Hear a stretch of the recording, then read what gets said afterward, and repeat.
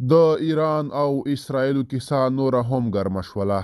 طالبانو څه ویلي او امریکا څه ویلي او په اړه یې پاکستان څه ویلي دي. ملګرو که تاسو هم غواړئ په پوره جزئیاتو پوه شئ، ویډیو تر اخره وګورئ او زموږ چینل هم سبسکرایب کړئ.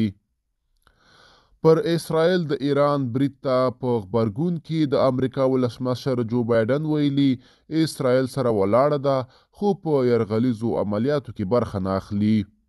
امریکا شیبه په شیبه له اسرائیل سره په اړیکه کې ده او له دې هیواده یې غوښتي ایران ته تر ځواب ورکولو وړاندې باید موږ خبر واوسو. د روسیې ولسمشر ولادیمیر پوتین بیا امریکا ته خبرداری ورکړی چې که د اسرائیل مرستې ته ور ودانګي نو دوی به هم د ایران ملاتړ وکړي.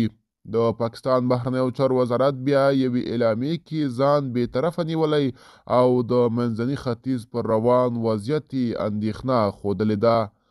ښکېلې غاړې باید د کړکېچ کمولو هڅې وکړي. سیمه کې باید سوله ټینګه شي. د ملګرو ملتونو امنیت شورا د نړیوالې سولې او امنیت په ټینګښت کې پاتې راغلې ده.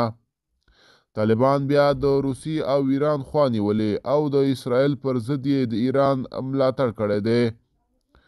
ملګرو دا به زموږ چمتو شوی ویډیو. که تاسو هم د ویډیو په اړه څه نظر لرئ په کومنټ کې ولیکئ. تر بیا ښه وخت، ښې چرې.